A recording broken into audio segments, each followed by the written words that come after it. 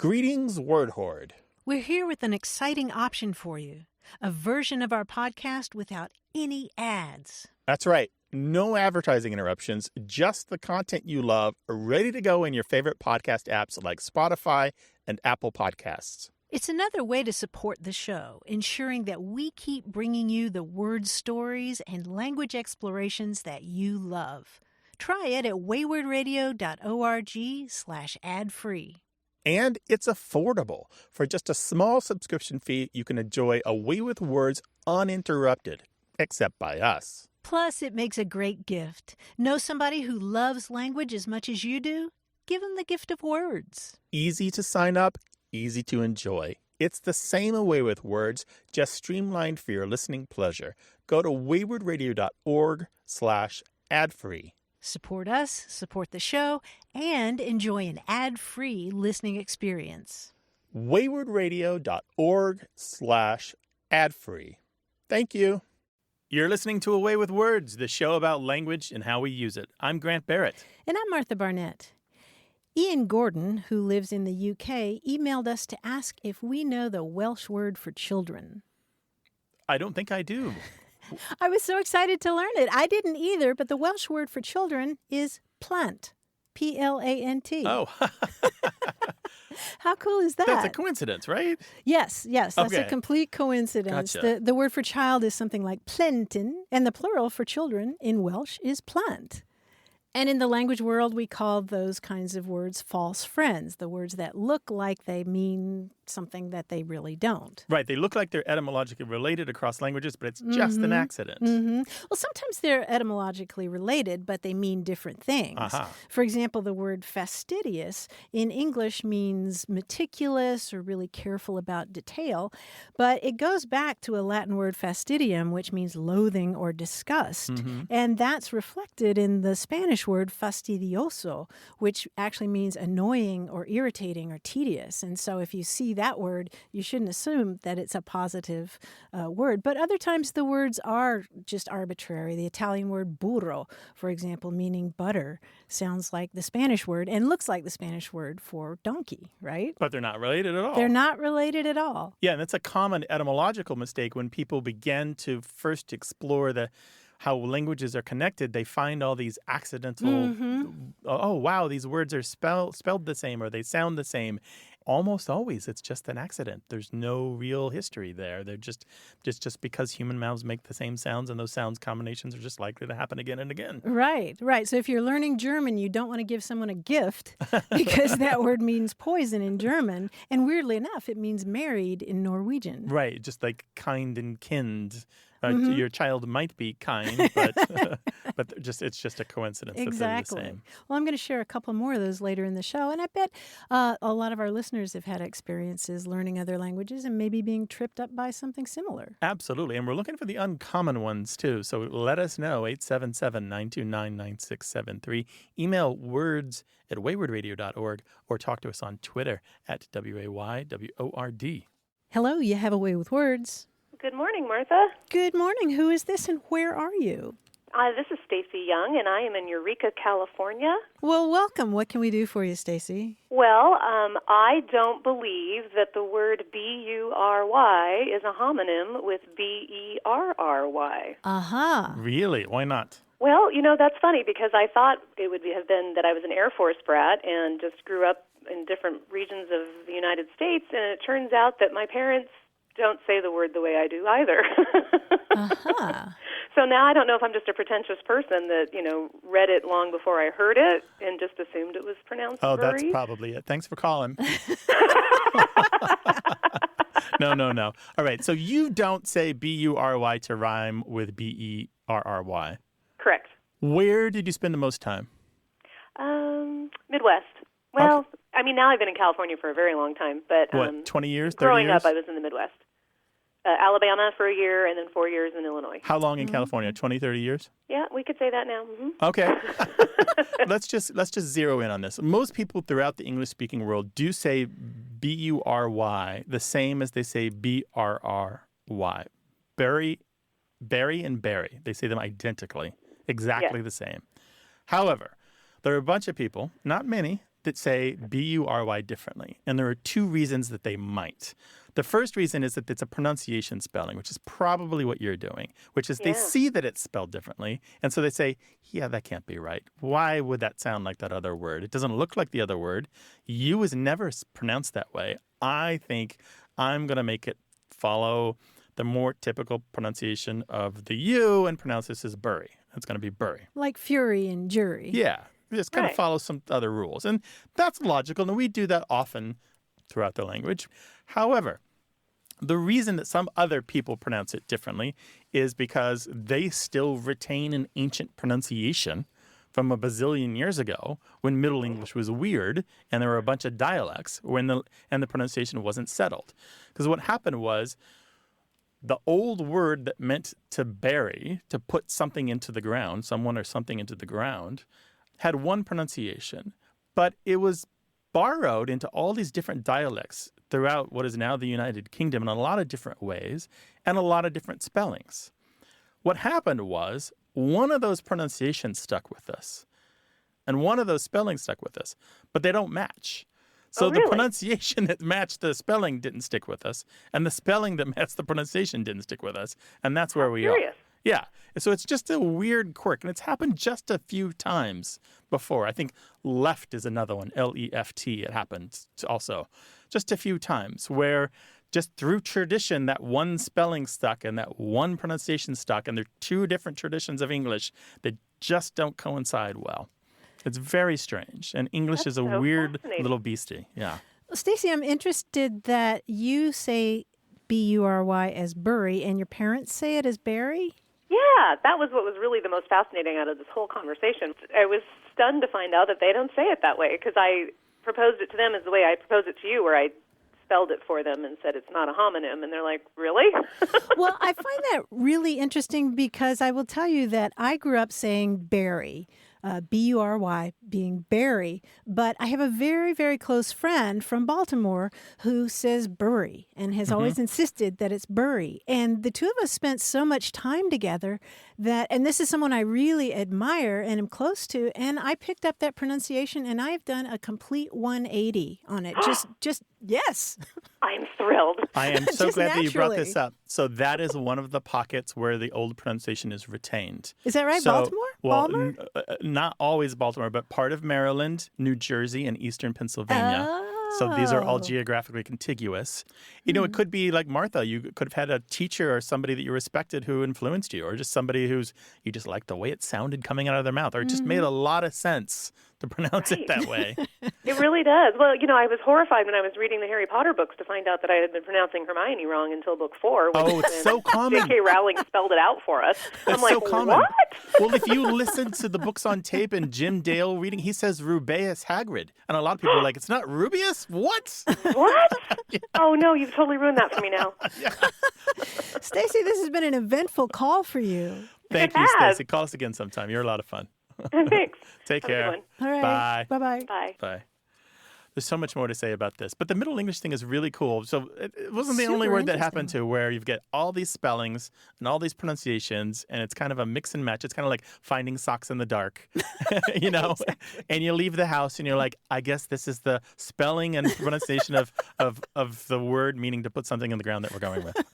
You know, the stripes and those colors, that's what's happening. This is the way it's going to be. Well, we'd love to hear your stories about language, so call us 877-929-9673.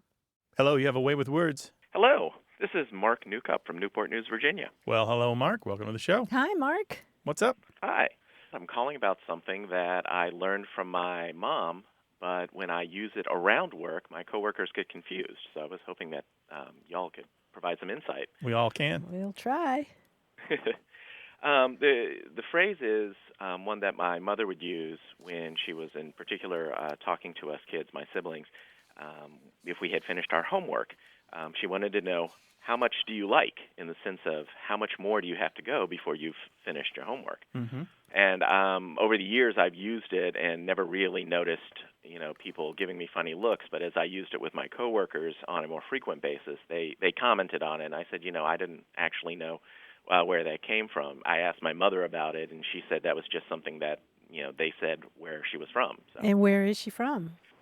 She's from a small farming community called Fancy Farm in western Kentucky. Oh, yeah, love Fancy it. Farm, where Fancy the big Farm. picnic is every year, right? Exactly. That large picnic also is a family reunion for her side of the family.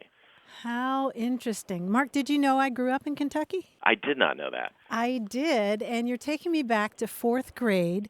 My teacher, Letitia Sinton, who seemed so tall to me at the time. I guess she wasn't, but she seemed so tall, and she had this flaming red hair down to her shoulders. And I remember writing a book report, and I was taking a long time, which anybody who has ever edited me knows that that I take a long time to write. And she asked me if I had finished it, and I said, no, I haven't finished my book report. And she said, how much do you like? And I thought, well, I kind of liked the book, but I was completely confused. But it's the same thing. Like in that case is simply another pronunciation of the word lack. How much do you lack? How much more do you have to go? L-A-C-K, lack. L-A-C-K, but it's pronounced in the South and South Midlands often as like. Oh, yeah. So it's throughout That the is- South, right? Yeah. Texas all the way Yeah. up through, right? Yeah, so you might say it liked 2 minutes to 10. It was 2 minutes before 10 o'clock. And people will spell it L-I-K-E, but what they mean is lack. That is really neat, and I definitely never heard that as even a possible origin. Would that be something that shows up in, say, Southern literature? Is that something I can be looking for? William Faulkner. Oh, excellent. Yeah. So you're keeping good company on that one. Mm-hmm. Although I've got to say, in the workplace, if folks aren't getting it, you might want to switch it up and just say lack instead of like. I think I may do that and see what happens. Although they're still likely to give you the side eye. Well, yeah. Mark, thank you so much for calling. We appreciate it. And give us another Thank call you so sometime, much. all right? I will. Thank you very much. Take I care. appreciate it. Bye-bye. Take care. Call us with your language question, 877-929-9673. Or if you have a story to tell us, email it to us, words@waywardradio.org.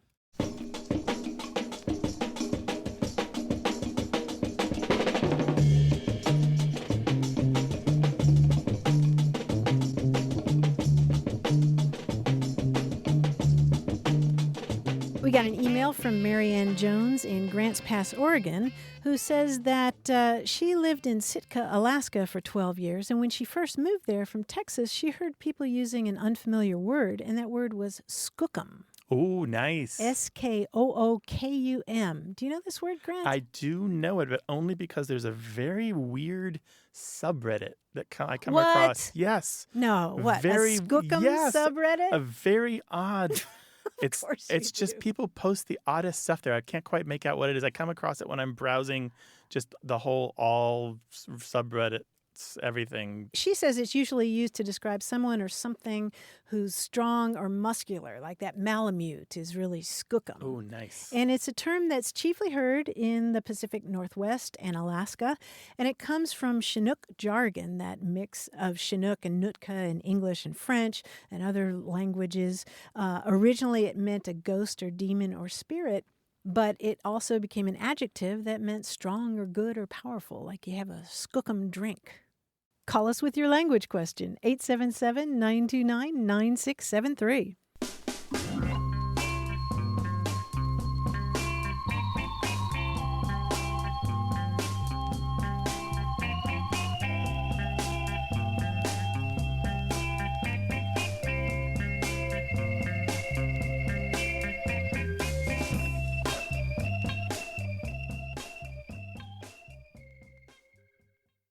Got a minute? We need your help. Head over to gum.fm/words and share your thoughts in our quick survey. Your feedback matters. It's the backbone of our show's success. Thanks for making our show even more successful.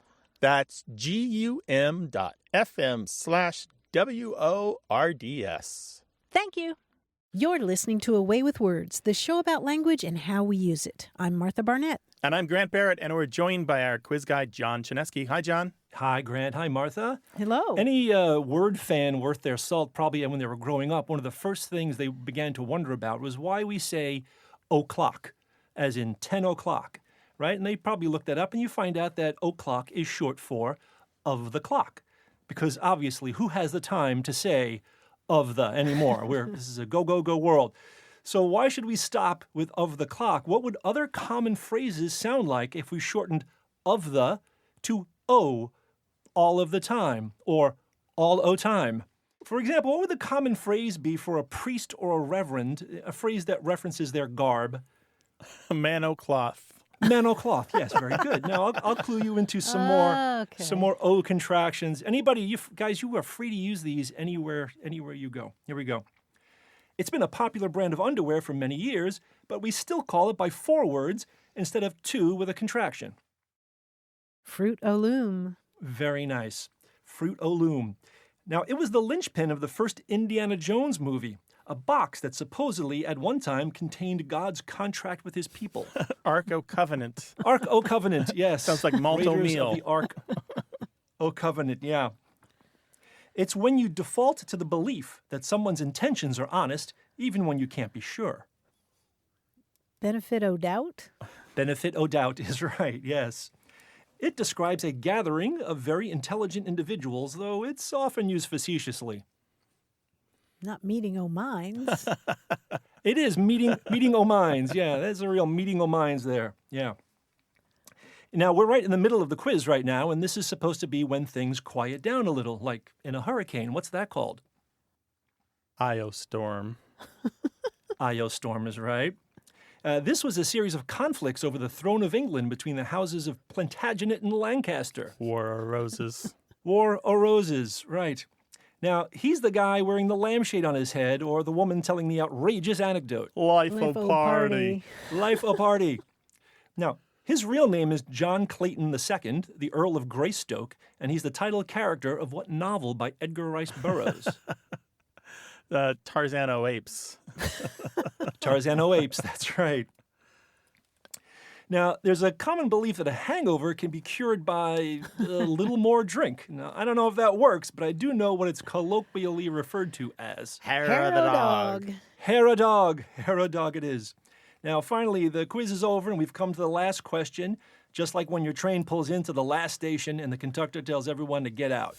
Endo line. Stand clear of the closing doors. Endo line. Stand clear of the closing doors, please. Yes, it is the end-o line for me. So this has been wonderful. Thanks, guys. Thanks, John. We'll talk to you next week.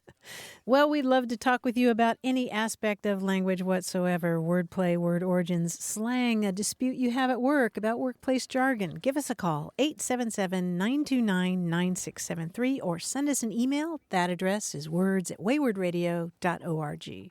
Hello, you have a way with words. Hello, is this Grant? It is. Who am I talking to? Hi, this is Jeff Kaiser, calling from San Diego.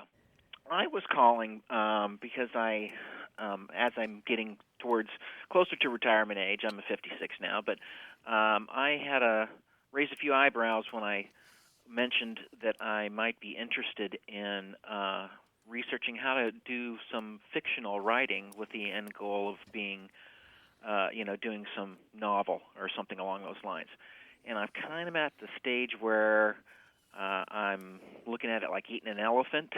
It's just so daunting to try to get started. Mm-hmm. How do I know it's a one bite at a time type of thing, but I am so out of touch from a grammar standpoint, sentence structure, proper syntax, writing in a certain person, narrative, illustrative. I just have no idea where to start, and I figured I would ask my favorite worders. How to start writing fiction? Yeah, how to start doing something creative writing, I guess it would be. I'm a little leery about, learning annex kind of creating writing class, but if that's the way to go, that's the way to go. I just feel why are you leery about a creative writing class? It just seems to be kind of self-serving kind of. Yes. I look at it like a continuing education class to teach people how to paint, and it's.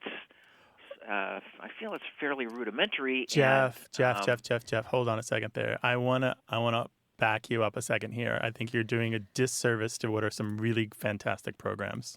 Oh, great! Really, for example. at the San Diego community colleges and the continuing education programs here in Southern California, you will find some phenomenal programs, some fantastic teachers. There is some hidden talent teaching classes for very reasonable rates here.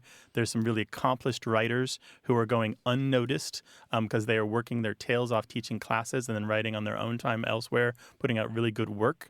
You're going to get some really good stuff happening here. There are organizations like San Diego Writers, Inc., not just here in San Diego, but in every city across this country of any real size. You're going to find writers organizations who have classes, mentorships, writers groups.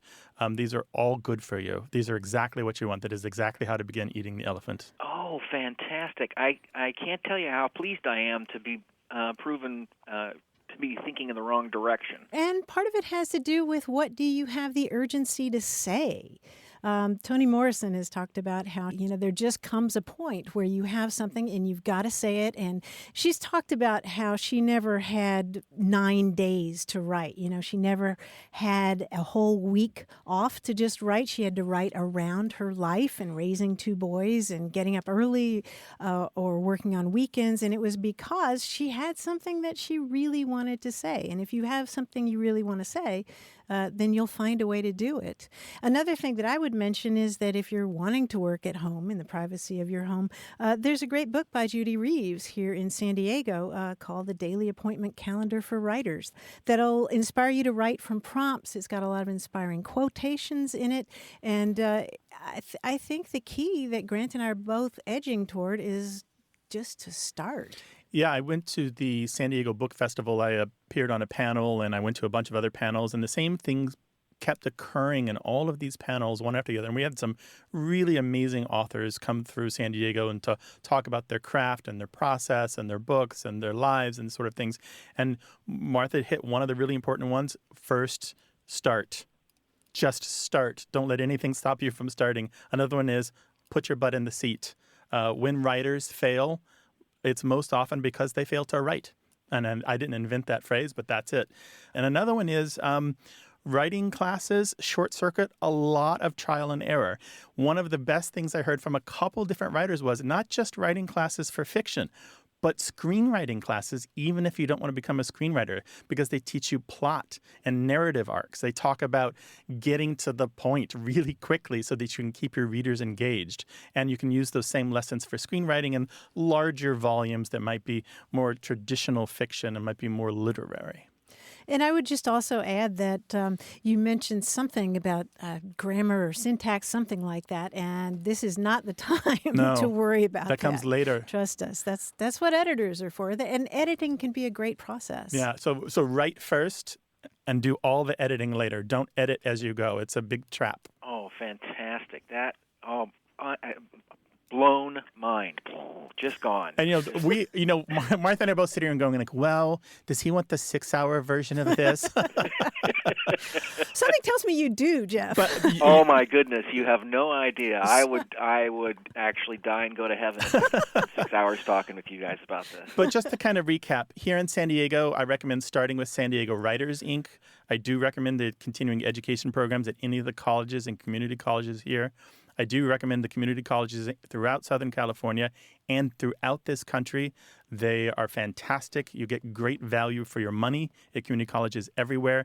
And I do recommend this book that Martha talked about by Judy Reeves. That's Reeves. What's it called again, Martha? The Lively Muse, Daily Appointment Calendar for Writers. It's a great way to ease into writing every day. And good luck to you. Send us your first draft when it's ready. Oh, I'll send it before it's ready. How about that?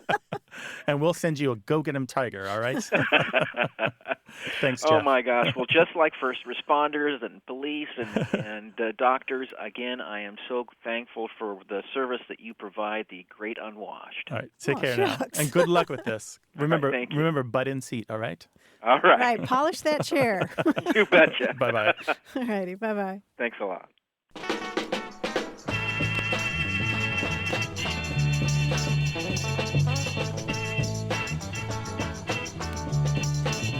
We heard from Ray Hansen, who's a nurse in a cardiac intervention lab in Baltimore, and she says everyone in her unit, from the attending docs to the nurses to the radiation technologists, refers to the esophagus as the goose.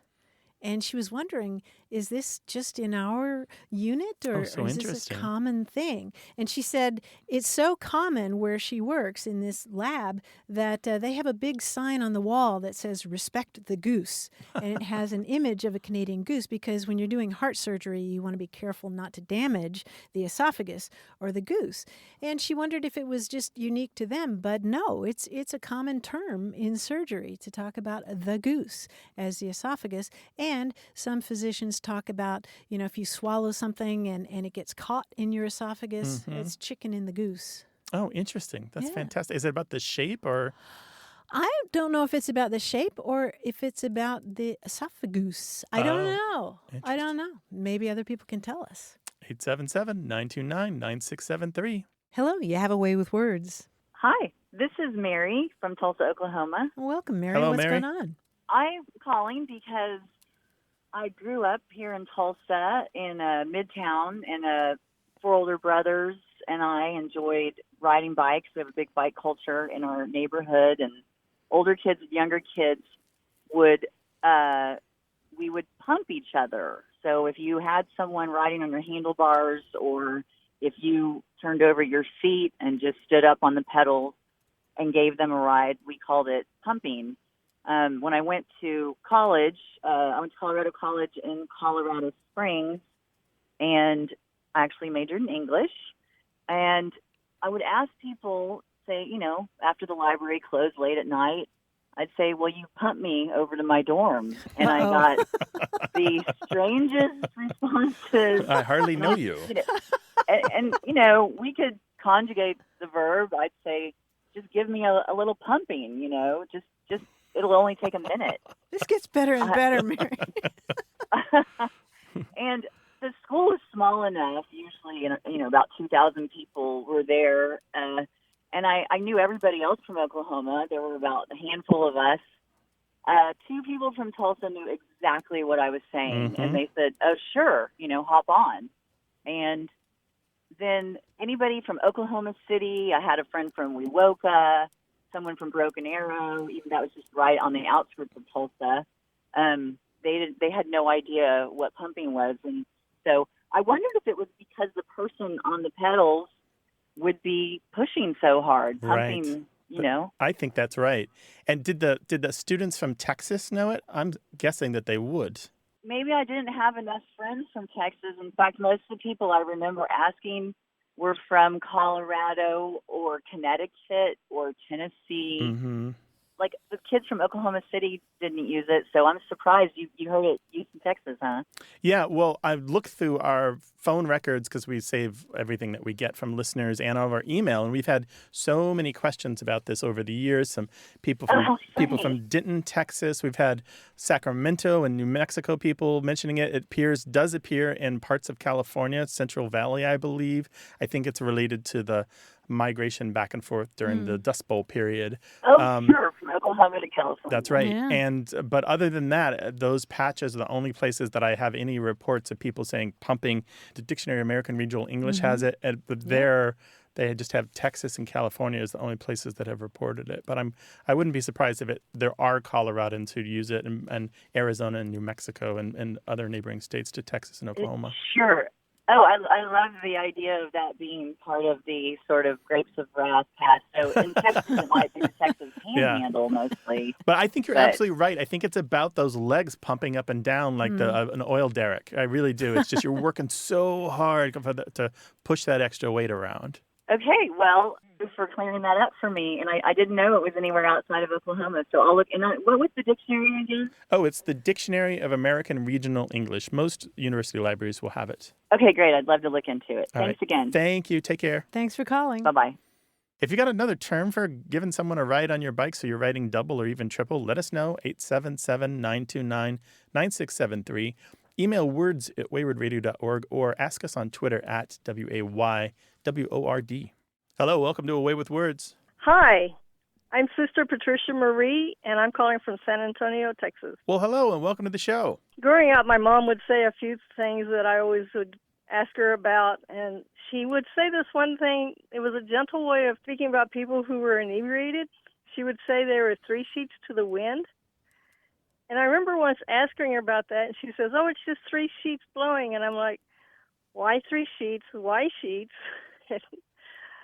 So I was hoping maybe you can enlighten me some on this. I've been spending a lot more time out on San Diego Bay here in sailboats, and I got corrected very quickly when I referred to the ropes on there as ropes. Lines on a sailboat are actually referred to as sheets. Wow. And the corner of a sail in Old English, the word is sheata, and that gives us the word sheet. And so if you're talking about the sheets coming loose on a sailboat, then and you have 3 of them, it's going to be flapping around, and you're going to have a hard time controlling that boat.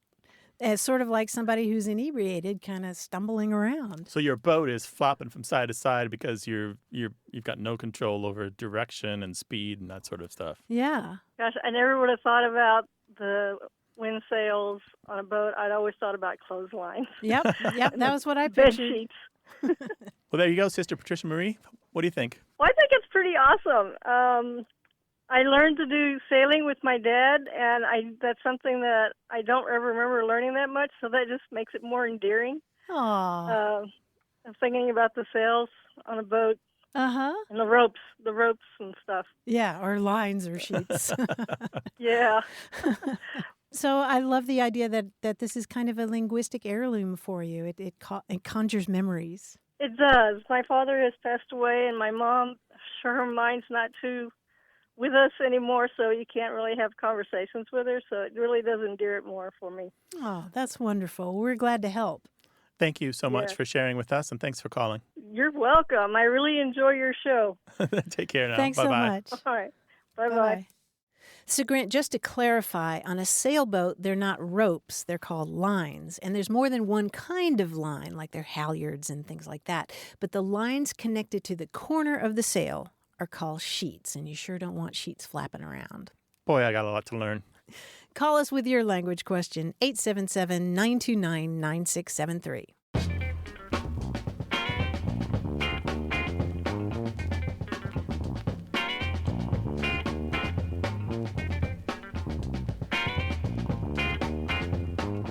I was always puzzled by the French word for now. It never made sense to me. No? Mm-hmm. Why? It just seemed like an odd word It for looks now. like main tenant, right? Uh-huh. Yep. And I had this light bulb moment this week when I realized that it actually goes back to the Latin manu tenendo, which means holding something in one's hand. Oh. And so if you're talking about now, it's this moment that you're holding in your hand. Oh, in the palm of your hand. You're holding time here in the palm of your hand. Yeah, kind in of. the grip of your little mitten. Yeah, kind of. It suggests the idea of immediacy. Yeah. Well, interesting that you said far, because it suggests the idea of immediacy, something you've got right there in your hand and proximity. Mm-hmm. And then it sort of morphed into the idea of Just now. now. But yeah, but it's related to the English word maintain. But maintenant comes from French words that mean while one is holding something in one's hand. Call us with your language discovery, 877-929-9673.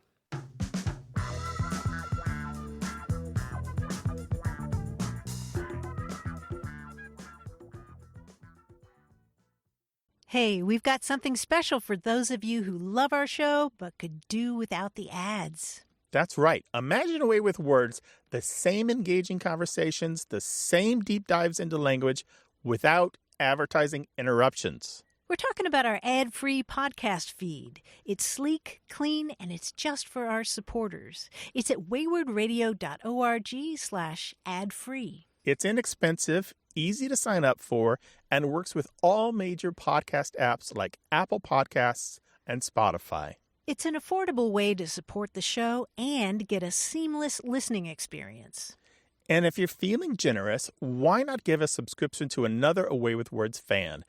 That's waywardradio.org/ad-free. Sign up today.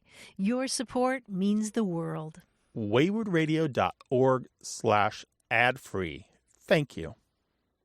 You're listening to Away with Words, this show about language and how we use it. I'm Grant Barrett. And I'm Martha Barnett. A while back, we got a call from Dennis in New Smyrna Beach, Florida, who was asking about a word that he couldn't remember, and it was a word for the interval between the end of something, like an event or a person's life, and the death of the last person who has a meaningful memory of it. And Grant, we had some interesting discussion about it, but we didn't really give him a good answer. No, we danced around it, came up with some stuff, but didn't quite zero in on it. Mm-hmm.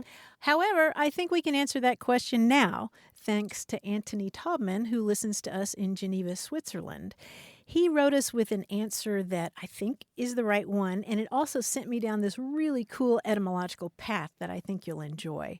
Anthony says the word that this caller is looking for is the Latin word saeculum, S-A-E-C-U-L-U-M, which in English is pronounced seculum.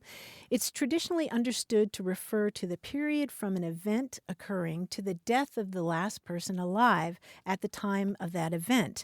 And the earliest record that we have of this kind of thing is with the ancient Etruscans, and the Romans later picked it up. But the ancient Etruscans would make a sacrifice to the gods at the beginning of what they considered a seculum, and this offering to the gods was made on behalf of everybody at that time. And when all those people died, supposedly, in their tradition, the gods sent a sign that the cycle was over and a new sacrifice had to be offered.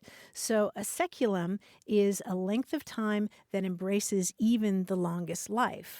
Now, you're probably thinking, that sounds a lot like an English word, seculum and secular. Mm-hmm. And these are related. Secular in English, meaning worldly, comes from the Latin saecularis, which means pertaining to a generation or age, and otherwise worldly as opposed to the eternal notion of the church. This word secular in English also means existing or continuing through the ages or centuries. I didn't realize until I started digging on this that economists will talk about secular inflation, and that's inflation over a very long period of time. Or scientists will talk about secular oak trees, which are oak trees that exist for 100 years or so. And that sent me to a wonderful poem by Ralph Waldo Emerson called The Garden. It goes, "Many things the garden shows, and pleased I stray from tree to tree, watching the white pear bloom, bee-infested quince or plum. I could walk days, years away till the slow ripening secular tree had reached its fruiting time, nor think it long." And so that was just such a thrilling way to end up. Right. So you start with an answer to a question, and you end up with a lovely poem. Yes, we learned so much from our listeners. We do indeed. And it's nice to get that answer. So seculum is the answer to the question. The interval of time between an event or the end of someone's life and the death of the last person who has a meaningful memory of it. Meaningful memory of it. Gotcha. If you've got more to add to the answers that we give on the show, we welcome that. 877-929-9673.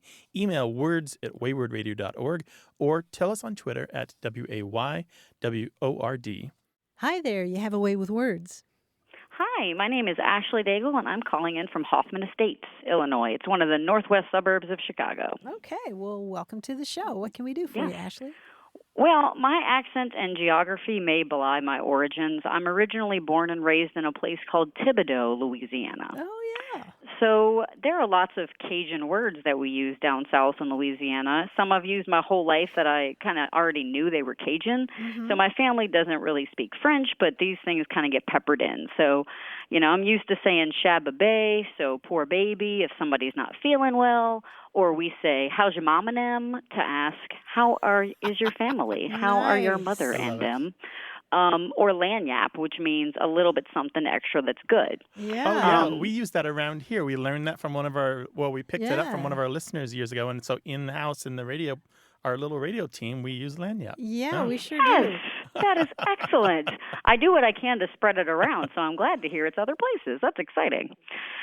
So I knew that those words, were Cajun, but only a couple years ago, I was walking around my house and I bumped my knee into something, and I said, I peelayed my knee.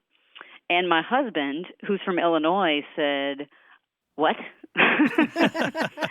And I didn't know that peelayed isn't just a real word, I guess, or a common word. And so I'm presuming it's something, Cajun. And so I asked my dad, like, hey, what does P-laid mean? And where's it from? And he's like, well, it means you bump into something. I was like, right, but like, why?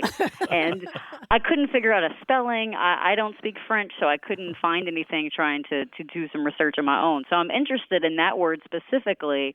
What's it about? First of all, I love this, and you're fantastic, and I love everything that you're teaching us right now. This is one of the things that we enjoy about this show, because you're teaching us stuff outside of our experience. The other thing is, I speak a little bit of French, but not this French, and so I love adding on the different dialects of French to what I already know about mainstream kind of Frenchy French from Europe. So cool. Piler in French means to grind, Piler. And so you might grind, say, garlic, or you might grind nuts or something like that. And so you kind of ground your toe against a piece of furniture, right? Yeah. But I want to refer you to a dictionary, which you are going to love and you can give as a gift to your spouse, and he will understand you better. And it is called the Dictionary of Louisiana French. It's edited by folks with the last name of Valdman, Valdman, and Rottet, Rottet. But anyway, look up Dictionary of Louisiana French, and it has a whole big entry on this verb and all the different ways that in the different parishes of Louisiana this verb is used in French, including meaning to step on someone's foot, or to crush pecans, or to trample down like the mud in a parking lot, or to beat someone up.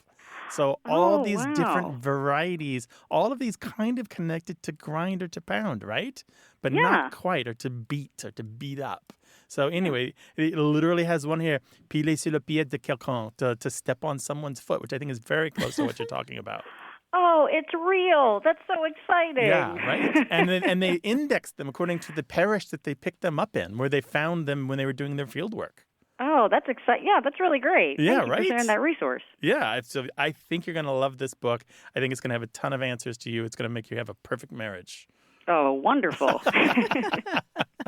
And that's such a super cool word. I mean, it almost substitutes for a curse word. Right. I laid my knee. Well, Absolutely. I like how easily that could be borrowed into English without even a second thought. Well, right? yeah, I mean, I've used it my whole life, and it didn't even occur to me that it was something outside of, normal everyday English. Yeah, like voila is kind of on the edge of being borrowed into English without thinking about it. You can see in all the spellings where people don't know that it's French and they spell it English ways. But it still has a foreignness about it. But piler, that doesn't really have a lot of foreignness about it. Definitely. Well, cool. Ashley, I got to tell you, I have instructions for you, which is to call us again with this stuff, because I want more of it from an insider, and you are that. Absolutely, will do. All right, and let us know if this improves your marriage, Jenny. All right, definitely. Okay. Thank you so much. Take care. Bye, Ashley. Bye-bye. All right, bye-bye. Have you moved across the country and used a word and people looked at you like you had two heads? Call us about that or any other aspect of language. 877-929-9673, or send that whole story to us in email. That address is words@waywardradio.org.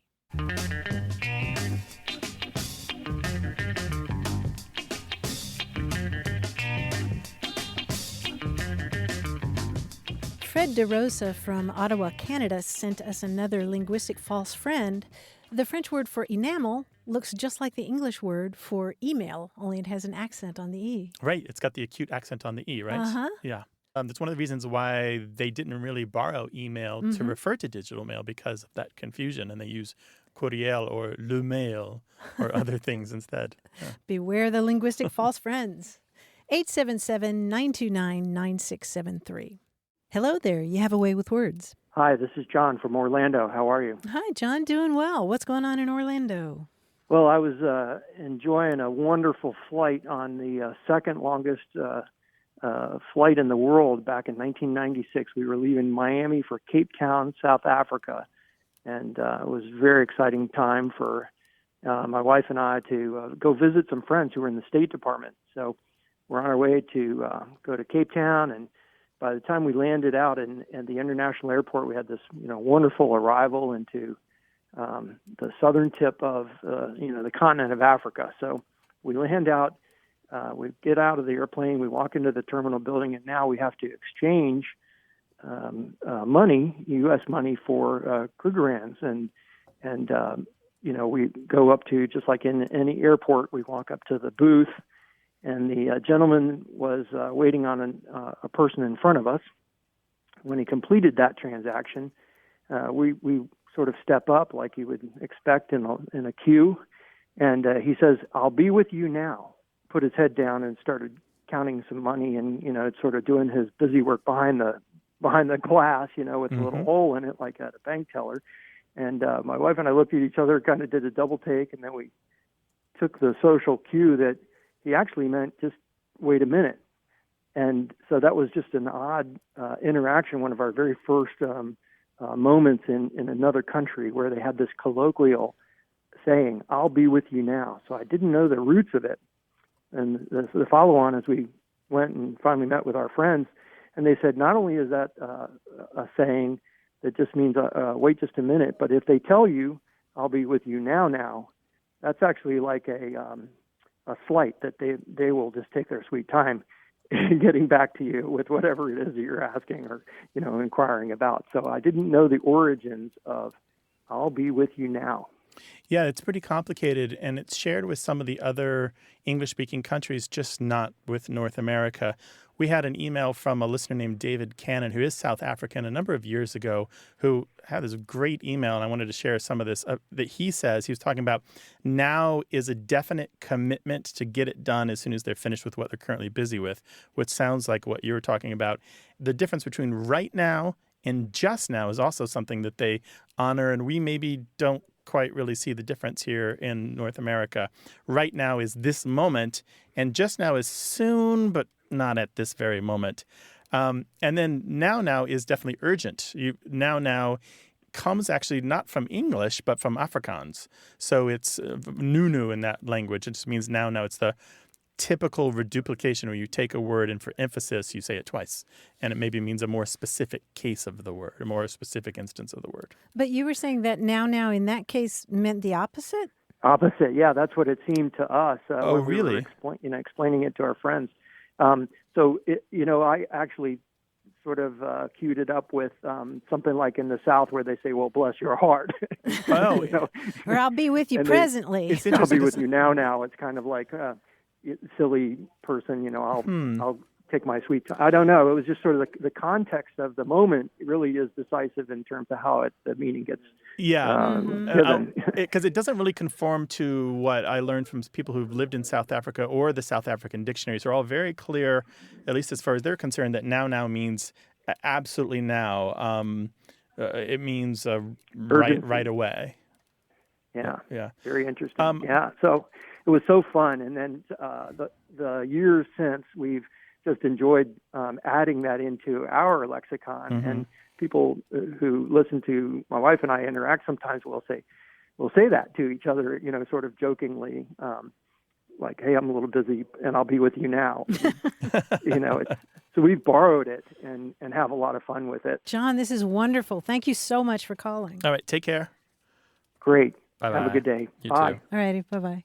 In Caribbean English, they say now for now. So this would be Belize and Jamaica and a few other places. And it's basically the same as right now, means right away, but now for now. Oh, they say the phrase now for now? Now for now as a pat set expression. Oh, yeah. And that means right away? Right away, yeah. I'm going to do this now for now? Now for now, yeah. Huh. Interesting, right? Oh, yeah. Give us a call, 877-929-9673, or send your questions and stories about language to words@waywardradio.org. Hello, welcome to Away with Words. Hi, this is Cindy calling from north central Wisconsin. Cindy, what's on your mind? So I'm calling about the word toolies. Toolies. Toolies. When I was growing up, my mom would ask us to take things out to the toolies. Potato peelings, cherry pits, apple peels, peach peelings. She was a big canner and a cooker. And in meal prep, or as we were taking our harvest from the garden, we would be canning things for the fall, and all of our food waste would end up going out to the toolies. The toolies. And how would you spell that? I've never written it down. We just talked about the toolies. Uh-huh. I think it might be Tulies. So just to be clear here, the toolies are what? at my house where I grew up, it would have been the south corner of our yard where the wild plum trees grew, and it's where we would throw our food waste. I think now it would be called a compost pile. Sure. Okay. Cindy, I have to ask, did anybody in your family have any contact with the West, say California or the Southwest? Or the Pacific Coast or Alaska? No, German heritage from my grandmother, and my grandmother used the word as well. Did anybody serve in the military in California? No. Huh. Well, the reason we're asking is because there is the word tule, T-U-L-E, which is used largely in California and the Southwest. If you're talking about out in the Toolies, you're talking about out in the wilderness. And it comes from a word from Mexican Spanish that means the bulrushes or the sticks, the marsh. And so it's like out in the sticks. It's plants that grow in the sticks. And that's the only thing I can think of, a remote part of your backyard that is similar to that. But maybe it's some other origin. I don't know. Unless your mom picked it up from a movie or a book. It's possible. Yeah, I'm not sure. But I just know that my grandmother used it. Oh, she did? And then my mom used it, and I'm trying to carry on the Thule tradition with my girls. When we look at where this is used, I see Canada, Western Canada, Alaska. I see Texas is about as far east as it gets. Oregon, California, New Mexico, Arizona, throughout California, very California. It just does not make it typically as far east as Wisconsin. Wow. That's very interesting. But anyway, we're unique. But it sounds so much like the Toolies that we use out here. It's got to be the same thing. Yeah, it means like the most remote corner of your yard where you're never going to go is what, that's what we understood. So we'd pick whoever shoes that were bigger than yours were sitting by the back door and march out there and dump out the potato peelings. That's what we would, in the middle of winter, it didn't matter. Uh-huh. Well, I love that you're passing on the Thule tradition to your kids. Thanks. So keep up the good work there. And Thanks for your call, I'm too, very curious to know if anybody else farther east than Texas uses this word. Yeah, and didn't pick it up in the West. Yeah. Cool. Sandy, thank you for calling. Thank you very much. We love your show. All right. Bye-bye. Thanks for listening. Bye-bye. Bye-bye. Take care. Well, whether you're here in California or out in the Tule somewhere else, give us a call, 877-929-9673. Thanks to senior producer Stephanie Levine, director Colin Tedeschi, editor Tim Felton, and production assistant Tamar Wittenberg. You can send us a message, subscribe to the podcast, get the newsletter, or catch up on hundreds of past episodes at waywardradio.org. Our toll-free line is always open in the U.S. and Canada, 877-929-9673. Or send us your thoughts to words@waywardradio.org.